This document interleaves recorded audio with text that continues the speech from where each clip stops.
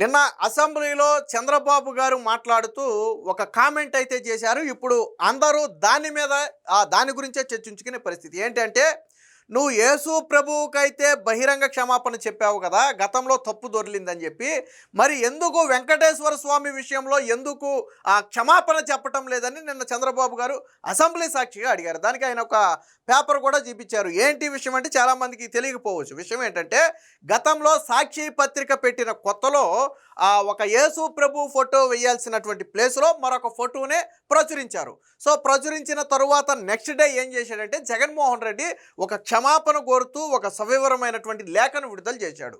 So అసలు మా పత్రిక పెట్టిందే పవిత్రమైనటువంటి ఈస్టర్ పర్వదినంలో ఈరోజు నేను ఇలా ఉన్నాను, తెలుగు ప్రజలందరూ మా పత్రికను ఆదరిస్తున్నారు, మా నాన్న ముఖ్యమంత్రిగా ఉన్నాడంటే కారణమే ఆ యేసు ప్రభు అని చెప్పి అంత పవిత్రతతో నమ్మే వ్యక్తిని నేను.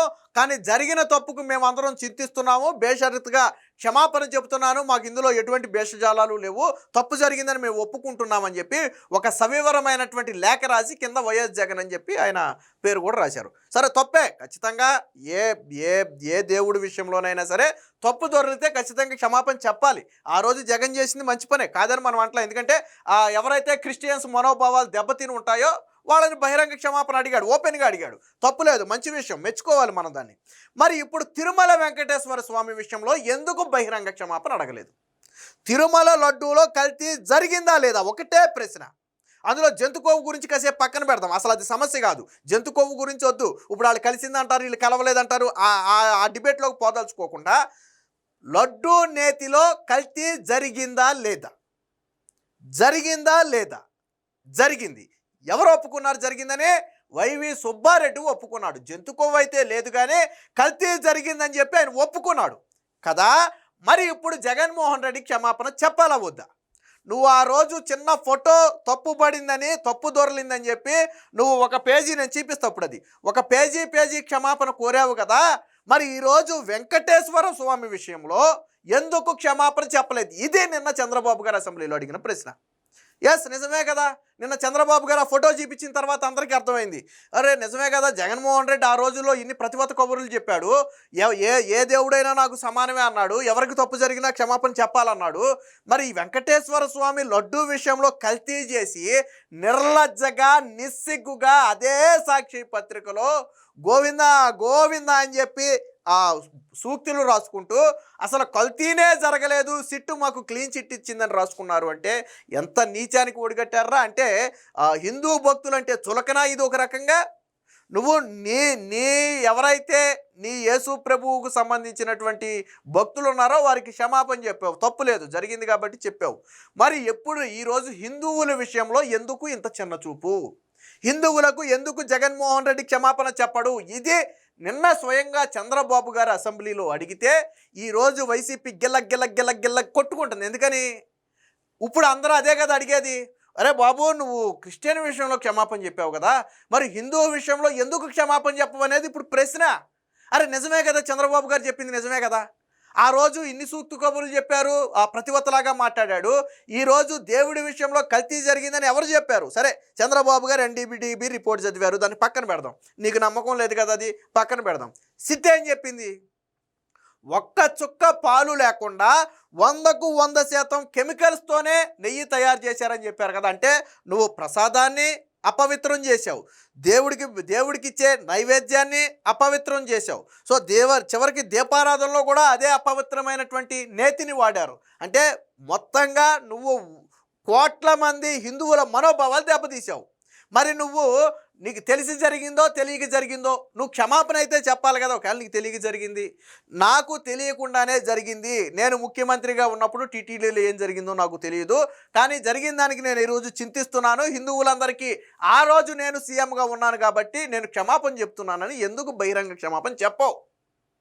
ఎందుకు చెప్పడం? మీకు ఇంకొక ఎగ్జాంపుల్ కూడా చెప్తా. మొన్న నారా లోకేష్ ఒక నేషనల్ మీడియాతో డిబేట్కి వెళ్ళిన సందర్భంలో బేషరతుగా హిందువులందరికీ నేను క్షమాపణ చెబుతున్నాను అని చెప్పి నారా లోకేష్ మాట్లాడితే అప్పుడు యాంకర్ అడిగింది, మీరు కాదు కదా అప్పుడు అధికారంలో ఉంది, మీరెందుకు క్షమాపణ చెప్తున్నారని చెప్పి యాంకర్ అడిగితే, ఇక్కడ పార్టీలతో సంబంధం లేదు, ఈ లడ్డు అనేది ఆ సెంటిమెంట్తో కూడినటువంటి వ్యవహారం, కోట్లాది మంది భక్తులు దాన్ని అత్యంత పవిత్రమైనటువంటి పదార్థంగా భావిస్తారు. సో ఒక రాష్ట్రానికి మంత్రిగా నేను ఉన్నాను కాబట్టి గతంలో నేను మా ప్రమేయం లేకుండా జరిగినా సరే దానికి నేను క్షమాపణ చెబుతున్నాను, ఇలాంటివి భవిష్యత్తులో జరగకుండా చూసుకుంటామని చెప్పి ఎంత హుందాగా ఒప్పుకున్నాడు చంద్రబాబు. ఆ రోజు చంద్రబాబు గారు ఉన్నారా కల్తీ జరిగినప్పుడు? నారా లోకేష్ ఉన్నాడా కల్తీ జరిగినప్పుడు? వాళ్ళ ప్రభుత్వం ఉందా కల్తీ జరిగినప్పుడు? లేదు కదా. కానీ ఏం చెప్పాడు ఆయన? పార్టీలతో సంబంధం లేదు, ఇక్కడ తప్పు జరిగిన మాట వాస్తవం.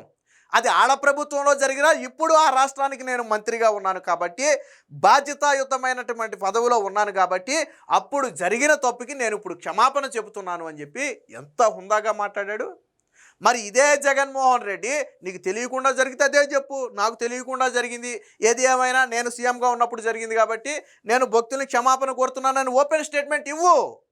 ఎందుకు ఇవ్వవు? ఎందుకు మళ్ళీ లడ్డూలో కల్తీ లేదని ఎందుకు రివర్స్లో వితండవాదం చేస్తావు నువ్వు? సిట్టు చెప్పింది కదా, కొవ్వు సంగతి దేవుడేరుకు పక్కన పెట్టు, ఆ పాపం ఏదో దేవుడే చూసుకుంటాడు. నేనైతే ఒకటి బలంగా నమ్ముతున్నా, ఏంటంటే 151 సీట్ల నుంచి 175 సీట్లకు వెళ్తాను, వైనాట్ 175 అన్న జగన్మోహన్ రెడ్డి ఇలాంటి ఘోరమైన పాపాలు చేశాడు కాబట్టే ప్రతిపక్ష హోదా కూడా లేకుండా 11 సీట్లకు పడిపోయాడని నేను నమ్ముతున్నా. నువ్వు జగన్మోహన్ రెడ్డి నమ్ముతాడో లేదో నాకు తెలియదు, కానీ నేను ఖచ్చితంగా వెంకటేశ్వర స్వామి మహిమే అనుకుంటున్నాను. నేను ఇలాంటి వాడిని రాజకీయాలకు దూరంగా ఉంచాలనే ఉద్దేశంతోనే 11 సీట్లకు పడేసి ఆ బలుపుని తగ్గించాడు అని నేను అనుకుంటున్నా. నేను ఖచ్చితంగా అలాగే అనుకుంటున్నా. ఎందుకంటే నువ్వేమన్నావు, నీకు వచ్చిన సీట్లన్నీ 151, నువ్వెన్ని వస్తాయి అన్నావు? 171 వస్తాయి అన్నావు, 175 వస్తాయి అన్నావు. ఎన్ని వచ్చినాయి నీకు? 11 వచ్చినాయి. మరి దేవుడి మహిమ లేకుండానే జరుగుంటుందా? ఇంత దారుణమైన నీచమైన పాపాలు చేసి రాజకీయాల్లో గెలిపోవడం మన సహజం, కానీ ఇంత దారుణమైన పాపాలు చేసావు కాబట్టి ప్రతిపక్ష హోదా కూడా లేకుండా పోయింది అని నేను భావిస్తున్నా. సో దీనికి సంబంధించి నిన్న చంద్రబాబు గారు ఏమన్నారు, జగన్మోహన్ రెడ్డి లేఖ ఏంటో ఒకసారి చూద్దాం. వెంకన్నకు క్షమాపణ చెప్పరా? యేసు ప్రభుకు అపచారం జరిగిందంటే చెప్పావే, శ్రీవారికి అపచారం చేస్తే సమాధానం ఏది? అన్నీ తెలిసే లడ్డూని కల్తీ చేశారు, తిరుమలపై ఇంకా కుట్రలు కొనసాగుతూనే ఉన్నాయి. ఎక్కడికి వెళ్ళినా జగన్ వెంట బ్లేడ్ బ్యాచు, చావుకి పెళ్లికి రప్పా రప్పా ఒకటే మంత్రం. వైసీపీ హయాంలో పెను విధ్వంసం, మేము వచ్చాక రాష్ట్రాన్ని గాడిలో పెట్టాం, వచ్చే సమావేశాలకు ఎమ్మెల్యే క్వార్టర్స్ రెడీ అని చెప్పి ఇక మిగతాదంతా వేరే అనుకోండి. వెంకటేశ్వర స్వామి లడ్డూ ప్రసాదాన్ని అపవిత్రం చేశారు, స్వామివారికి నైవేద్యం ఇచ్చే నెయ్యిని కల్తీ చేశారు. ఇది మామూలు నేరం కాదు, ఏదో తెలియకుండా జరిగిన పొరపాటు కాదు, కుట్రతోనే నేరానికి పాల్పడ్డారు. తిరుమల పవిత్రతను దెబ్బతీసేందుకు వాళ్ళు చేస్తున్న కుట్రలు ఇంకా కొనసాగుతూనే ఉన్నాయని చెప్పారు. దీనికి సంబంధించి ఇంకొక వార్త ఉంది, ఒకసారి చూద్దాం. తిరుమల లడ్డూ వ్యవహారంపై ఎన్డీడీబీ నివేదిక తర్వాత వెంకటేశ్వర స్వామికి అపచారం చేశారని వెంటనే చర్యలు తీసుకోవాలని దేశంలోని పూజారులు, హిందూ మత పెద్దలు ఆందోళన వ్యక్తం చేస్తున్నారు. కనీసం ఆ పార్టీ ఇప్పటికీ కూడా జరిగిన తప్పును గుర్తించి వాస్తవికతలోకి రాలేదు. యేసు ప్రభువుకు అపచారం జరిగితే క్షమించు ప్రభువా అని జగన్ వేడుకున్న వార్తను సాక్షి ప్రచురించింది. మరి వెంకటేశ్వర స్వామికి చేసిన అపచారంపై అదే జగన్ ఎందుకు క్షమాపణ చెప్పటం లేదు అని సీఎం చంద్రబాబు ప్రశ్నించారు. సో ఇది కీలకమైనటువంటి ప్రశ్న. యేసు ప్రభువుకు తప్పు జరిగితే క్షమించు ప్రభువా అన్న జగన్ను వెంకటేశ్వర స్వామి విషయంలో అపచారం జరిగితే క్షమించు దేవుడా అని చెప్పి ఎందుకు అనటం లేదు అనేది చంద్రబాబు గారి ప్రశ్న. కరెక్టే కదా. నువ్వు రెండు మతాలని సమానంగా చూడాలి కదా. అంటే క్రిస్టియన్ నీ మతాన్ని ఒకలాగాను పరమతాన్ని ఒకలాగా చూడటం తప్పు కదా. నువ్వు రాజకీయాల్లో ఉన్నావు, మానవత్వం. మన దేశం ఏంటంటే లౌకికవాద దేశం. అంటే మన మతాన్ని గౌరవించాలి, పక్క మతాన్ని గౌరవించాలి. మన మతాన్ని ప్రేమిస్తాం, పక్క మతాన్ని గౌరవిస్తాం. సో అలాంటి విధానం ఉన్నటువంటి మన దేశంలో మరి జగన్మోహన్ రెడ్డి ఎందుకు ఈ విధంగా వ్యవహరిస్తున్నాడు? యేసు ప్రభు విషయంలో అయితే ఒకలాగా, హిందువుల విషయంలో అయితే ఒకలాగా ఎందుకు? నువ్వు ఇద్దరిని సమానంగా చూడాలి కదా. రెండు తప్పులే కదా. యేసు ప్రభు ఫోటో పడటం ఎంత తప్పో, వెంకటేశ్వర స్వామి లడ్డూని కల్తీ చేయడం అంతకు 1000 రెట్లు ఎక్స్ట్రా తప్పది కదా. మరి అప్పుడు నువ్వు బహిరంగ క్షమాపణ ఎందుకు చెప్పలేదు? ఇది చంద్రబాబు గారు అడిగిన ప్రశ్న. ఎస్, కరెక్టే. ఇప్పుడు హిందువులందరూ అదే మాట్లాడుకుంటున్నారు. అయితే జగన్ ఏమని క్షమాపణ అడిగాడు అనేది మీకు పాత లేఖ చూపిస్తే అప్పట్లో యేసు ప్రభు విషయంలో జగన్మోహన్ రెడ్డి ఎలా ప్రవర్తించాడు, ఇప్పుడు వెంకటేశ్వర స్వామి విషయంలో ఎలా ప్రవర్తిస్తున్నాడు అనేది మీకు క్లారిటీ వస్తుంది. నేను ఒకసారి అది చూపిస్తా చూడండి. ఇది స్వయంగా జగన్మోహన్ రెడ్డి పత్రికలో ఆ రోజు తప్పు జరిగిన రోజు ప్రచురించినటువంటి వార్త. సో ఇది జగన్మోహన్ రెడ్డి అప్పటి ఫోటో వాళ్ళు వేసుకున్నారు. సో 13వ తేదీ సాక్షి, ఇదిగో ప్రభువా క్షమించు హెడ్డింగ్కే చూడండి మీరు. ఇక్కడ హెడ్డింగ్లోనే ఆయన పూర్తి ఎటువంటి భేషజాలాలకు పోకుండా పూర్తి క్షమాపణ అడిగాడు. ప్రభువా క్షమించనేది అడిగాడు. 13వ తేదీ సాక్షి ఫ్యామిలీ అనుబంధంలో యేసు ప్రభు ఫోటో ప్రచురణ విషయంలో ఘోరమైన తప్పిదం జరిగిందని సాక్షి దినపత్రిక ఎలాంటి అమరికలు లేకుండా అంగీకరిస్తుంది. అందుకు వ్యక్తిగతంగా బాధ్యురాలైన సబ్ ఎడిటర్ సమీరా తూర్పుగోదావరి జిల్లాకు చెందిన ఒక పాస్టర్ కుమార్తె. ఇక్కడ చూడండి, ఆ సబ్ ఎడిటర్ అంటే ఇక్కడ జగన్మోహన్ రెడ్డి ఆ క్రిస్టియన్స్ మనోభావాలు దెబ్బతినకుండా ఆ ఎడిటర్ కూడా ఒక క్రిస్టియన్ కుమార్తెనని చెప్పి జగన్మోహన్ రెడ్డి చెప్పే ప్రయత్నం చేశాడు. సరే, దాన్ని తప్పు పట్టడం లేదనుకోండి. పాస్టర్ కుమార్తె జర్నలిజం మీద ఆసక్తితో సాక్షి జర్నలిజం కాలేజీలో శిక్షణ పొంది గత 3 నెలలుగా తనకు బాగా అవగాహన ఉన్న అంశం కాబట్టి ఆధ్యాత్మిక కాలం నిర్వహణ బాధ్యతను నిర్వహిస్తుంది. ఇంతవరకు ఆమె ఉద్యోగ బాధ్యత నిర్వహణలో ఎలాంటి పొరపాటు జరగలేదు. నిన్నటి రోజు మాత్రం ఇంటర్నెట్ నుంచి యేసు ప్రభు ఫోటో డౌన్లోడ్ చేసుకుంటున్నప్పుడు అశ్రద్ధ యామరపాటుగా ఉండి ఈ పొరపాటు చేసింది. ఈ తప్పు తన అశ్రద్ధ వల్ల అజాగ్రత్త వల్ల జరిగిందని ఆమె బేషరతుగా అంగీకరించి పశ్చాత్తాపడింది. అంటే తప్పు చేసిన ఎడిటరు బేషరతుగా పశ్చాత్తాపడిందని చెప్పి జగన్ చెప్పాడు. సో తాను కూడా పత్రిక తనది కాబట్టి తాను కూడా బేషరతుగా పశ్చాత్తాపడుతూ క్షమాపణ చెప్పాడు. సో ఇది మరి వెంకటేశ్వర స్వామి విషయంలో ఎందుకు చేయలేదనేది ఇప్పుడు మనం అడిగే ప్రశ్న. ఇంకా ఉందో చూడండి ఒకసారి. ఈ తప్పు కారణంగా ఆమెను సాక్షి నుంచి తొలగించవచ్చు. అటుపైన మిచ్చివస్ యాక్ట్ కింద ఆమెను జైలు పాలు కూడా చేయవచ్చు. సాక్షి దినపత్రిక క్రమశిక్షణాయుతంగా బాధ్యతాయుతంగా ప్రవర్తించిందని నలుగురిలో గుర్తింపు కూడా పొందవచ్చు. కానీ అది నిజమైన క్రైస్తవ జీవన విధానానికి అర్థం పడుతుందా? జగన్ ఏమంటాడంటే, ఇప్పుడు ఈ జరిగిన తప్పుకి మేము సాక్షి నుంచి తీసేయొచ్చు, కేసు పెట్టి అరెస్టు కూడా చేసేయచ్చు, అలాగే అరెస్టు చేయించేసో లేదా తొలగించేసో మేము ఎంత నిజాయితీగా పనిచేసామో చూడండి అని చెప్పి మేము డబ్బా కూడా కొట్టుకోవచ్చు. కానీ ఇక్కడేమంటున్నాడు చూడండి, కానీ అది నిజమైన క్రైస్తవ జీవన విధానానికి అర్థం పడుతుందా? మనం ఆమె తప్పును మన్నించలేకపోతే ఆ ప్రభువు చూపిన దారిలో పయనిస్తున్నట్టేనా? అటువంటి మీమాంసా సందేహాలు నా మదిలో కదలాడాయి. ఎవరి మదిలో? జగన్మోహన్ రెడ్డి మదిలో.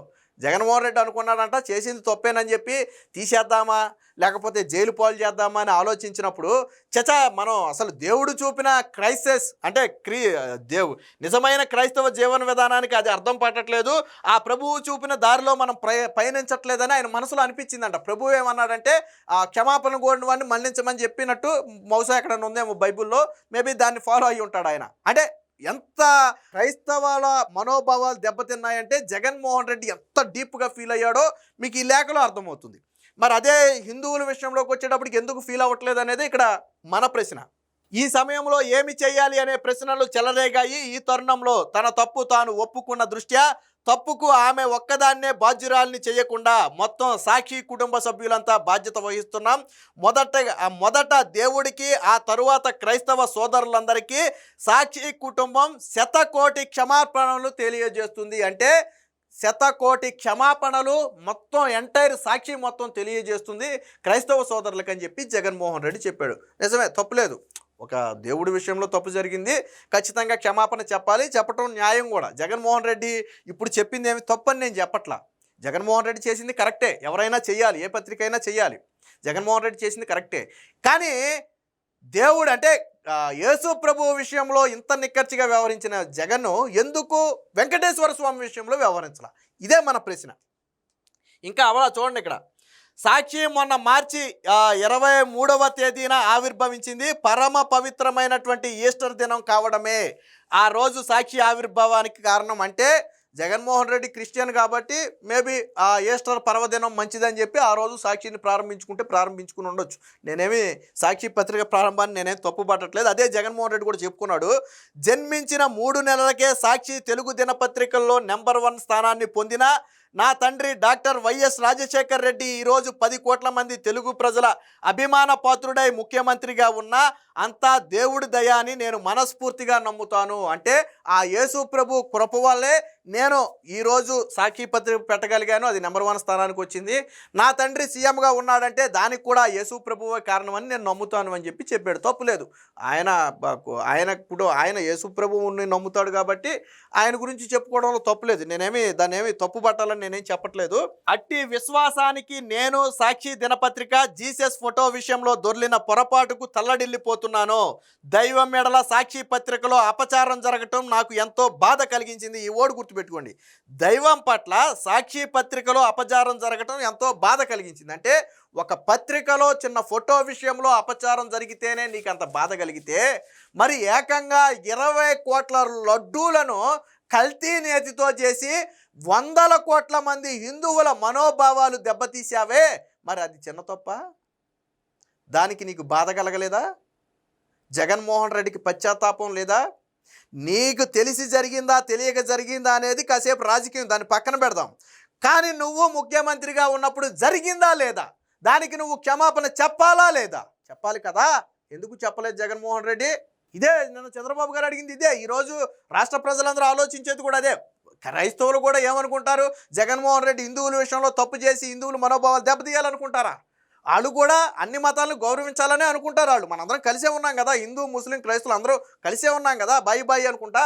కానీ మరి ఎందుకు జగన్మోహన్ రెడ్డి ఆ యేసు ప్రభు విషయంలో ఒకలాగా, వెంకటేశ్వర స్వామి విషయంలో ఒకలాగా ప్రవర్తించాడు?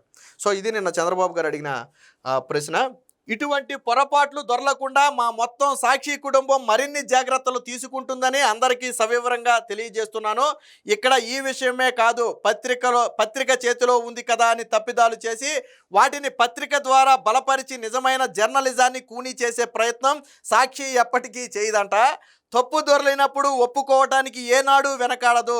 మంచి జర్నలిజం వర్ధిల్లటానికి, నిజాయితీకి మీ సాక్షి ఎన్నటికీ కట్టుబడి ఉంటుందని హామీ ఇస్తున్నాను. ఇక్కడ జగన్ ఇంకో మాట కూడా చెప్పాడు చూడండి. తప్పు దొరలినప్పుడు ఒప్పుకోవటానికి ఏనాడు కూడా వెనకాడననేది జగన్మోహన్ రెడ్డి చెప్పిన మాట. మరి ఈ రోజు వెంకటేశ్వర స్వామి విషయంలో తప్పు జరిగినప్పుడు ఎందుకు జగన్మోహన్ రెడ్డి ఒప్పుకోలేదు? ఎందుకు జగన్మోహన్ రెడ్డి ఒప్పుకోలేదు? సో నిన్న చంద్రబాబు గారు అసెంబ్లీలో చూపించింది కూడా ఈ పేపర్ క్లిప్పే. ఇదే జగన్మోహన్ రెడ్డి పత్రికలో వచ్చినటువంటి ఇదే పేపర్ క్లిప్ని నిన్న చూపించి ఆయన అడిగాడు, నువ్వు యేసుప్రభు విషయంలో తప్పు జరిగింది, క్షమాపణ చెప్పావు, ఓకే, మరి వెంకటేశ్వర స్వామి విషయంలో ఎందుకు నోరు పెగలటం లేదు నీకు?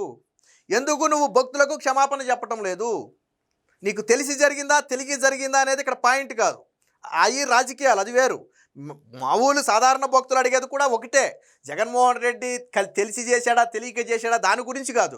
నువ్వు సీఎంగా ఉన్నప్పుడు ఒక తప్పు జరిగింది, దానికి నువ్వు బాధ్యత వహించి ముందు అట్లీస్ట్ క్షమాపణ చెప్పాలా వద్దా? వైవి సుబ్బారెడ్డి ఒప్పుకున్నాడే, అలాగే భూమాన కరుణాకర్ రెడ్డి ఒప్పుకున్నాడే. కొవ్వు లేదు కానీ, జంతు కొవ్వు లేదు కానీ కల్తీ జరిగింది, ఒప్పుకున్నారు వాళ్ళు. వాళ్ళేమీ సిట్ రిపోర్ట్ని కాదనలా, ఒప్పుకున్నారు. కానీ జగన్ మాత్రం ఒప్పుకోవట్లా.